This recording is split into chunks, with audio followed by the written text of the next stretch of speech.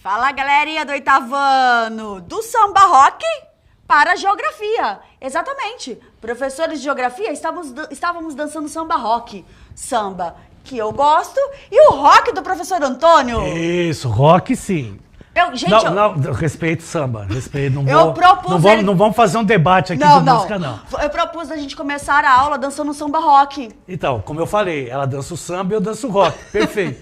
Mas estamos aqui para falar só de coisas boas, porque nós vamos fazer aí uma continuação, né? Nós vamos continuar aí uma aula, né, que foi da semana passada, que o tema é... A influência da tecnologia no Brasil, parte 2. E a habilidade dessa aula, hein? EF07GE22. Caracterizar os espaços industriais tecnológicos e discutir o papel das políticas governamentais e a criação ou expansão dos centros tecnológicos e de pesquisa em diferentes regiões brasileiras, em especial no estado de São Paulo. Unidade temática, mundo do trabalho. Objeto de conhecimento, desigualdade social e o trabalho. Professor Antônio, amanhã tem aula de tecnologia e inovação, eu e a Fabi. Aí, tá vendo? Já dá uma continuação aí sobre o assunto que é de suma importância aí, faz parte do nosso dia a dia. Semana passada a gente teve aí a parte 1, mais retratando aí mapas, essas situações todas de regiões e tal. Agora nós vamos ver aí localizações de diversas partes do Brasil, né, falando sobre, né, a tecnologia, os polos tecnológicos, que são vários aqui no Brasil. Mas antes nós vamos ver um vídeo que fala aí sobre o futuro é agora, mostra tecnologias de reciclagem. E aí a gente volta rapidinho para dar continuidade a essa aula. Até mais. As empresas de reciclagem investem em novas tecnologias para garantir o reaproveitamento de embalagens que misturam tipos diferentes de materiais. E por causa disso, são mais difíceis de ser recuperadas. É o que você vê agora no quadro O Futuro é Agora. Elas fazem parte do dia a dia de todos nós e estão nos salgadinhos, biscoitos, chocolates. Mas e depois do uso? O que fazer com elas, as embalagens? Eu não jogo no lixo, eu ponho numa sacola separada, depois eu levo no reciclado. Na minha casa eu separo todas elas, o plástico dos perecíveis, só que eu não sei para onde que vai. Nem todo lixo reciclável é igual. Estas embalagens, por exemplo, são feitas de BOPP. O nome vem de uma sigla em inglês e significa película de polipropileno bioorientada. O BOPP é o principal material usado pela indústria para embalar os alimentos. Isso porque o plástico isola o calor e a umidade e o spray de alumínio ajuda a manter conservado o alimento.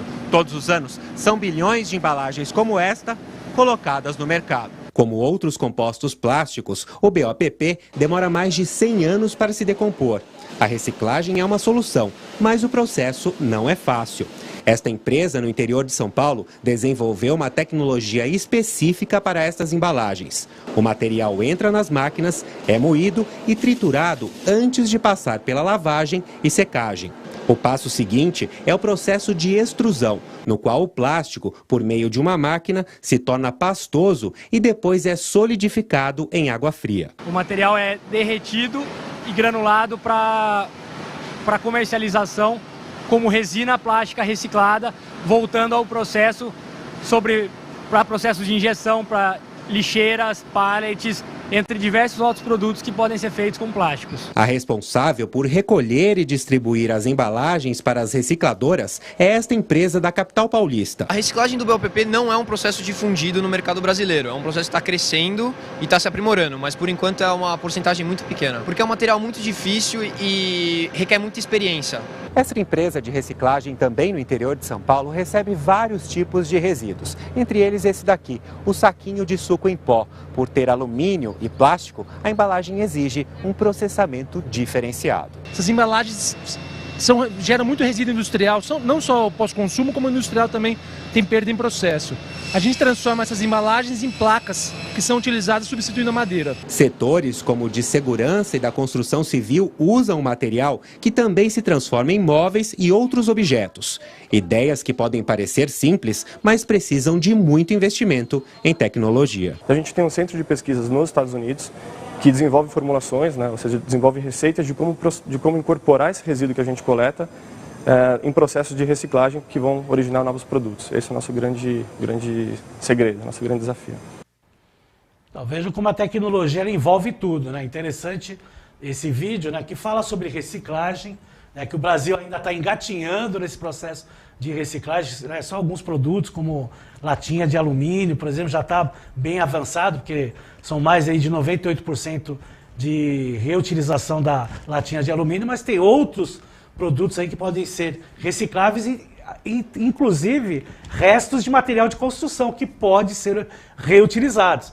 Então, a tecnologia ela faz isso, né? Eu lembro que uns anos atrás falava em fita adesiva, não, joga no lixo comum. Né? E hoje você tem aí máquinas, equipamentos que podem fazer aí a reciclagem desses produtos autocolantes e tal, o que um tempo atrás não tinha, né? E depende da gente também a reciclagem, né? Depende da conscientização. Eu falo muito que lá em casa a escola ensinou para os meus filhos e eles chegaram, mãe, a gente tem que fazer.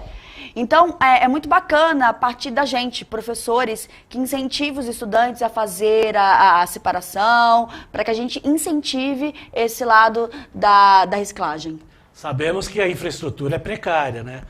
A coleta desses resíduos ela é precária, né? Ela devia ser dado mais ênfase, ter caminhões passando aí em dias para pegar vidro, pegar plástico, né? A gente sabe disso, mas é aquilo que a gente fala, né? No Brasil, né, o cidadão brasileiro ele precisa de um esforço sempre a mais, né? Então você tem uma coisa para ser feita, você sabe que você tem que se esforçar mais ainda para fazer aquilo. Infelizmente é assim, né? Mas quem sabe um dia, né, as coisas aí acabam se encaixando, né? E aí fica aí, né, uma clara noção de que há um desenvolvimento, né, para todos. Bom, falando aí de tecnologia, a gente não pode deixar de falar de parques tecnológicos. Então acompanha aí na tela. São empreendimentos para a promoção de ciência, tecnologia e inovação. São espaços que oferecem oportunidade para as empresas transformarem pesquisa em produto, aproximando os centros de conhecimento, universidades, centros de pesquisas e escola, do setor produtivo, empresas em geral. E deixar bem claro, são setores de empreendimento, investimentos que a longo prazo ou a curto prazo, dependendo da situação, se gera um retorno para o cidadão, para a sociedade. Então, a educação, ela é um gasto ou ela é um investimento? Ela é um investimento, porque isso aí vai gerar pessoas com um padrão de nível educacional alto, o que vai fazer com que eles trabalhem futuramente nessas empresas de tecnologia, porque o futuro é esse, né? A gente não tem como negar. Quanto mais tecnologia, mais o aperfeiçoamento da mão de obra deve ser gerada no país, e isso aí só vem através da educação. Por isso que quando estudamos parques tecnológicos aqui no Brasil, sempre tem uma universidade perto. Né? O caso da USP, da Unicamp, da Unesp, né? Da Univesp, são as universidades que fazem parte desse hall aí, né? Tradicional aí, através da tecnologia, né, Ju? Exatamente. E é bacana falar isso, que outro dia a gente estava na sala discutindo sobre as novas profissões. E a maioria vai ser baseada em tecnologias. E nem existem ainda hoje, vão sendo desenvolvidas. Então cabe a nós, sempre, essa é a tecla eu e o professor Antônio Russo, a gente levanta bastante. Investir em educação. Exatamente, é isso aí que... E de alguma maneira o Centro de Mídias é uma tecnologia. E eu sempre falo, né? A gente está aqui sempre para colaborar e somar com os professores, junto com seus alunos. Nós estamos aqui fazendo concorrência. Então, cada vez mais, né, aprimorando aí a tecnologia para cada vez mais facilitar. Sabemos claramente, nós não somos leigos, né, nessa situação. Sabemos que a situação é difícil, mas tenta-se de alguma maneira aí passar para todos, né, o máximo possível. Eu trouxe algumas imagens, né, de alguns parques tecnológicos, né, aqui do Brasil, né, e deixei um pouco de lado aqueles tradicionais que a gente vive falando, né, porque já é de bom conhecimento, né, da população. O primeiro deles aí é o Porto Digital, em Pernambuco, né, que pouca gente aí conhece, né, e quem conhece sabe, né, da força que ele tem, né, que fica lá na região do Recife. Na realidade, ele faz parte de uma região que estava, né, degradada, né, a parte lá mais ao centro, né, que ele chama lá de o bairro do Recife Antigo. Ela foi revitalizado graças a esse porto digital que tem áreas de tecnologia da informação e da comunicação, que nós chamamos de TIC, né? E economia criativa, é isso que é interessante. Ele foi fundado em 2000, então já tem aí 21 anos, né? E, logicamente, qual que é a intenção aí? É de ter aí a retenção de profissionais qualificados, né? Para o quê? Para trabalhar aqui no Brasil. Porque muitos dos nossos profissionais, né, por questões econômicas e até de incentivo em investimentos de pesquisa e desenvolvimento, acabam indo para outros países procurando melhores condições de trabalho, né? Então a intenção é sempre essa. Quando a gente vê um parque tecnológico, quando a gente vê lá um polo tecnológico, o desenvolvimento, o interesse é unir a mão de obra qualificada com o trabalho. E isso é importante retratar. E o país que faz essa ideia de unir a educação como forma também de empreendimento é um país que com certeza ele vai se destacar. A Coreia do Sul é um exemplo disso. A Polônia, hein, é um exemplo disso. Eu digo a Polônia porque ela passou, né, principalmente pela questão aí da Segunda Guerra Mundial, né, então ela patrocina muito a educação, é um dos países mais poderosos recentes aí na educação, né, não se sobressai ainda no IDH, como os países nórdicos, por exemplo, que há mais de 20 anos aí se sobressai, mas está aí, né, aparecendo. Então tem países aí que a gente dificilmente falaria hoje que se destacam aí, principalmente aí no investimento de pesquisa e desenvolvimento, certo? Vamos lá para um outro complexo. Esse aí é o complexo industrial e portuário aí de Suape, né, o mesmo aí, né, da portuário aí, que é o complexo industrial, tá, conhecido aí como Porto de Suape. Então ele também ele é localizado aí em Pernambuco, entre os municípios de Pojuca e Cabo de Santo Agostinho, também na região metropolitana de Recife. É o maior porto público da região Nordeste e ocupa a posição de 5º lugar no ranking nacional.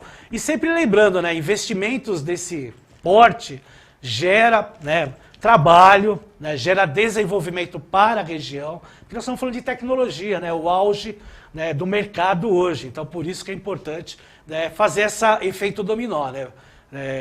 O interessante é começar na educação, mas às vezes começa aí pelo efeito contrário, né? O certo é começar pela educação, investimento maciço em educação, que aí o efeito faz o efeito dominó no país, né? Mas é aquele lance, é melhor começar de alguma maneira do que não fazer nada, né? Agora nós temos aí o Sirius, também pouco divulgado lá em Campinas, tá? Que faz parte aí do Sincontrão, né, brasileiro aí. É a maior e mais complexa infraestrutura científica construída aqui no Brasil, né? Então ele tem lá o acelerador de partículas, né, para produzir aí um tipo especial de luz, né? Isso é alta tecnologia, é alto desenvolvimento. Nós estamos falando de acelerador de partículas, né, que existe em algumas partes do mundo, né? O maior deles está lá na Suíça, mas a gente está falando não é só uma questão de pesquisa e desenvolvimento, nós estamos falando do alto fluxo de desenvolvimento tecnológico, é o ápice, né, é o suprassumo da tecnologia quando a gente fala desse acelerador de partículas aí. E é interessante, né, ele até tem um visual bastante interessante aí, parece um disco voador, né? Não, você olha assim, e também sabe, parece alguns estádios de futebol. Também, né? Eu vejo futebol, gente, na vida. Educação física vê futebol. Aqui de geografia vê um disco voador que também envolve a questão tecnológica. Tudo bem, né? Como a gente fala, respeitamos as opiniões aqui. Tudo bem, parece mesmo um estádio, né? Mas vamos falar de tecnologia, né? Isso que é importante. E ele faz aí parte de um complexo super importante, de um polo tecnológico muito mais importante aí no nosso dia a dia, tá certo? E falando aí do Sincontrão, né, tem uma outra imagem falando aí da Laboratório de Luz, né, Sincontrão em Campinas. Está lá aí o acelerador de partículas, né, do Centro de Pesquisa do Laboratório Nacional de Luz, Sincontrão, né, que é a LNS, que faz parte aí do governo federal, envolve aí também o governo estadual, porque ele é desenvolvido pelo Ministério da Ciência, Tecnologia e Inovações. Interessante, né? Pouca gente sabe disso. Eu, inclusive, tinha pouco conhecimento disso, né? Graças a essa aula eu acabei estudando mais sobre isso e a gente vê, né? Com quanto a gente né, tem que estudar mesmo, né, sendo professor, a gente está sempre pesquisando, estudando e começa a ver coisas que a gente nem imaginava que se tinha no Brasil, né? A professora Rosana falou que você está antenadíssimo. Para dar aula no centro de mídias, para esses professores e alunos, você tem que estar antenado e sempre inovando, né? Porque se é para vir fazer o mais do mesmo, né, ficamos... né, fazendo outras atividades, né? É importante. Não, e é bacana até essa sua fala, para mostrar que a parte mais fácil, gente, é vir aqui agora, né?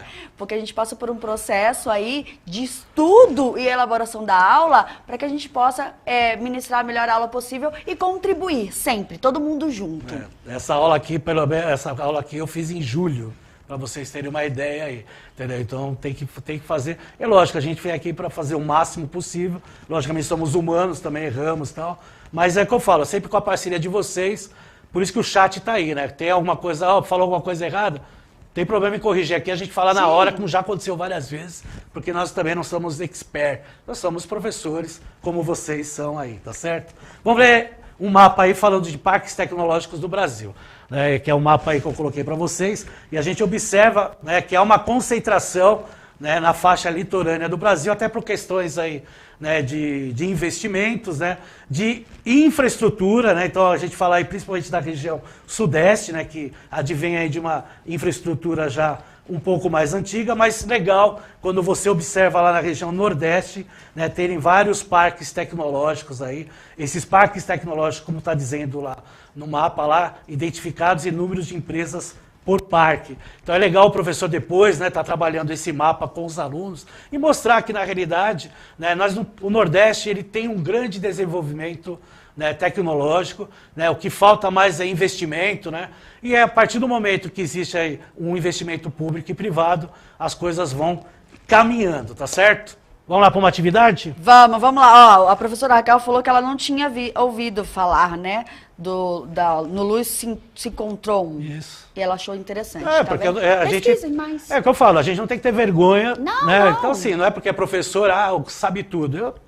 Eu sou bem humilde nessa situação. Eu aprendi muito nessa aula, montando essa aula aqui, sobre aspectos que eu desconhecia, e a gente até fica surpreso, né, porque tem uma relação com o Brasil, dessa questão de pesquisa e desenvolvimento, né, pelo tamanho da porcentagem, né, que se gasta pelo PIB, né, e aí a gente vê que realmente há caminhos legais, e o Brasil tem sim poder e condições de fazer isso. Iremos. Bora lá. Atividade. Qual a importância para o país de ter parques tecnológicos?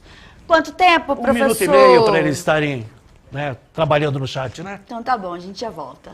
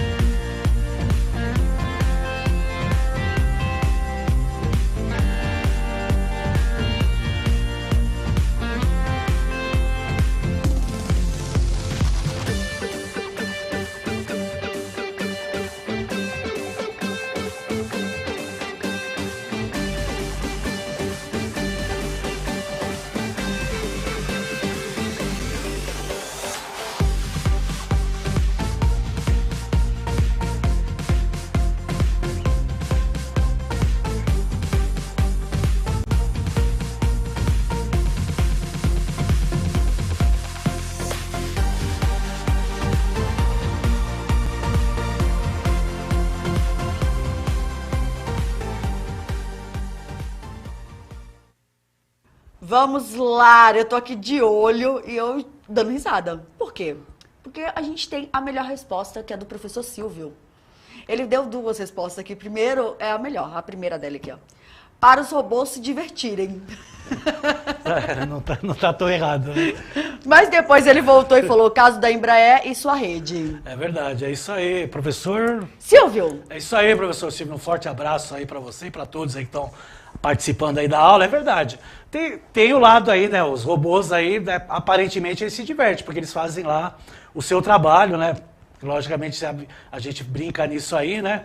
Agora tem essa questão mesmo todo esse processo aí que acaba envolvendo, né? Então, a tecnologia, ela vem desse longo processo que começa, né? Eu sempre falo, né, quando a gente fala sobre processos tecnológicos, desde que o ser humano começa a agir de uma maneira a transformar, né, a sociedade, ele já começa a fazer de alguma maneira técnicas para desenvolver a tecnologia, né? E logicamente cada vez mais a tecnologia ela está no nosso dia a dia, então o processo cada vez mais acelerado, né? O que acaba desenvolvendo essa relação, né, na sociedade. E lógico que países que investem mais têm um retorno mais rápido e acabam tendo oportunidades maiores do que aqueles que desenvolvem menos, principalmente envolve a questão econômica aí, tá certo? Vamos lá para um outro mapa falando aí sobre a presença de multinacionais brasileiras no exterior, né? Então a gente observa aí que nós temos a maior parte das multinacionais nos Estados Unidos e na Argentina, né, que é um país que faz parte aí do Mercosul, mas vejam que há uma distribuição aí em todos os continentes de empresas, né, multinacionais que hoje nós chamamos mais de transnacionais pelas características globais destas empresas, né? Então vejam, né, essa relação aí das nossas empresas, né, cada vez mais entrando aí e presenciando aí no comércio exterior, tá certo? E aí nós temos aí um gráfico mostrando aí investimento do Brasil e de São Paulo em pesquisa e desenvolvimento, tá? E aí nós temos lá isso aí é uma pesquisa que foi feita há anos atrás, né, mostrando aí de 2000 até 2010, né, e o desenvolvimento aí, o crescimento chegando a 4 bilhões e meio de reais no Brasil.